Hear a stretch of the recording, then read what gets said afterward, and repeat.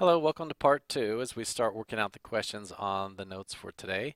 And let's just dive right into things. It says determine whether each relationship is proportional. Okay, so there's the question, are these proportional? By graphing them on the coordinate plane, explain your reasoning. All right, number one.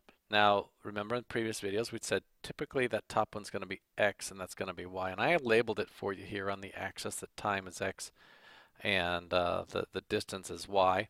So what we have here, this right here is an ordered pair, 4, 5. And I'll jot it down, and you should too. Jot it over here, 4, comma 5. That's the first point that comes from right here. So we're going to graph that point. Now that first point is x, and the second point is y. And if you recall how to graph, you start at the origin. You're going to go over 4, up 5. So notice it counts by 2 everywhere. So you're going to go over to 4, and go up to 4, and then you're going to go halfway in between here, and you're going to have a point right about there. Okay. The second point is 6, 10. 6, comma 10.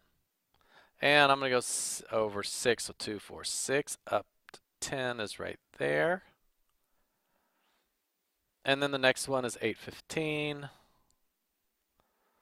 Go over 8. 15 would be right there between 14 or 15. And then the last one, 10, 20. I'll just go ahead and plot it right there. And so one thing I could do is before I cheat and pull out a line from my smart stuff, notice that this is going like to go from one point to another. I count up 1, 2.5, then I go over 1, then I count up 1, 2.5, and I go over 1. So if I go backwards and I go down to 1, 2.5, and over 1, I would actually have another point right there. And then I would go down 2.5 over 1. I'd actually have another point around there somewhere. And if I grab a line, now here's where I can cheat and you can't. I could make this line like this. I'll start on this point that I graphed. And if you see what happens here, and if you're graphing this, you should have a straight edge and just draw a straight line through those points. What you should notice is that this does not go through the origin. Okay, it does not. Okay, therefore, this line, the relationship between the time and distance in this particular relationship, is not proportional.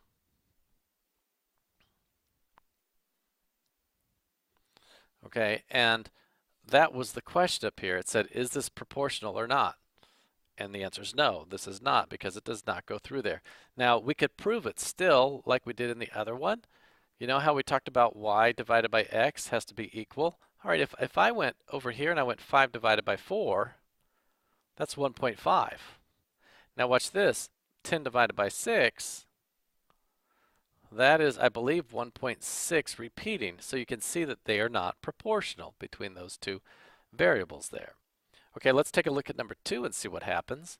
If I plot this first point here, 1 and 4, let's see if I can squeeze it over here. Again, top row, that'll be x, y, which I labeled down here, the gallons, quarts. 1, 4, so over here I started 1, 4. So if I plot that point over 1, up 4. 2, 8, 2, 8 is right there. And 3, 12. And 4, 16. Now if you notice again, if I count up 2 and over 1, up 2 and over 1, up 2 and over 1, if I go backwards down 2 and over 1, look where I am, right there on the origin. And again, I can pull out my smart tricks here, and if I put that line on those points, what we'll see happen is right there, it should be obvious for you now, but that line does go through the origin, yes, and it's straight, therefore yes, this is proportional.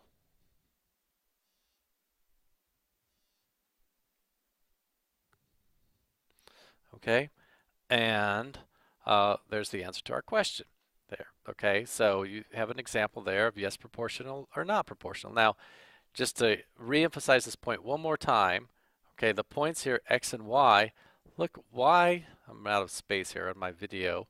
Okay, y divided by x is 4 divided by 1 is 4.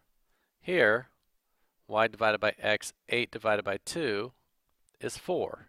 Okay, 4 divided by 1 is 4, 8 divided by 2 is 4, and it would be the same here. 12 divided by 3 is 4. 16 divided by 4 is 4.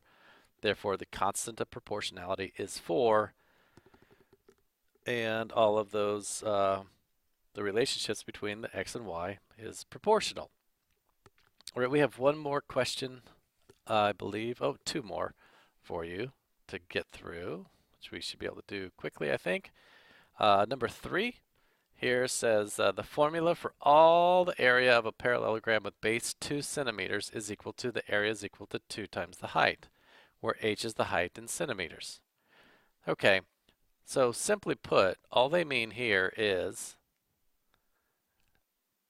that if you have any parallelogram, such as a parallelogram is like basically a four-sided figure where opposite sides are parallel. Let's just make an easy one here to think of this.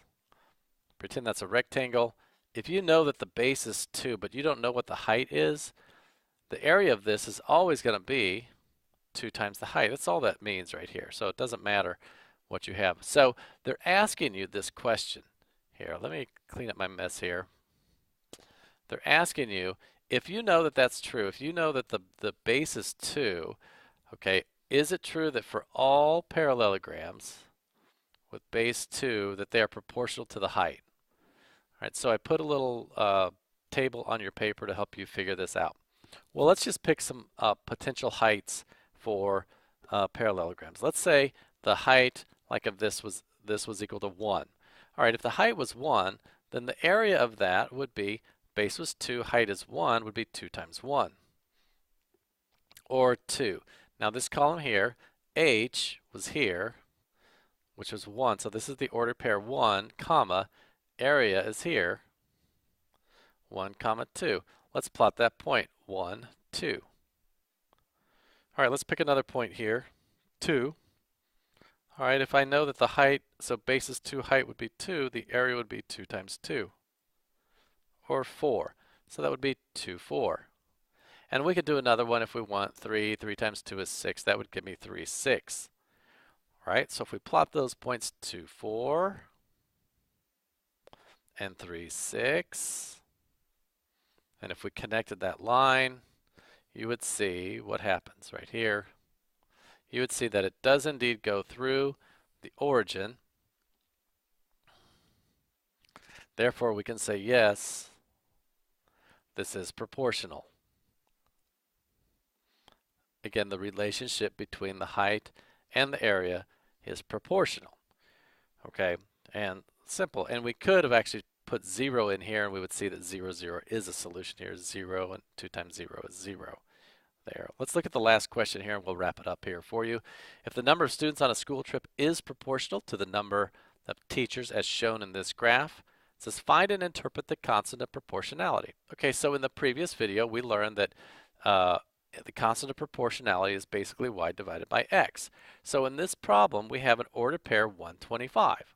Okay, in the order pair 125, y is 25 and x is 1. Right? Because the first number is always x, the second number is always y. So 25 divided by 1 is equal to 25. Now, it should be the same. Now, they did tell me that it is proportional, so I know it's going to work out. But let's just do it for fun here. The point for 100, we have y is 100 and x is 4. And 100, which is y, divided by x, which is 4, is equal to 25. So there it is. All right, the constant of proportionality, this is the answer to A, constant of proportionality equals 25. And the answer to B, which it says explain these points 0, 0, 125, and 4, 100, basically, it's x is the number of teachers for the number of students. Okay, so I'll just do this one here since I'm running out of time. 4, 100 means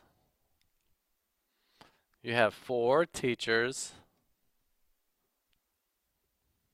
and 100 students. Oops, pardon the bad handwriting.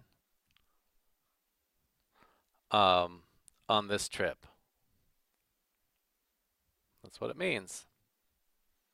So there you have it. That should get you ready for the next class period. Bring your notes back to class, and we'll talk to you soon.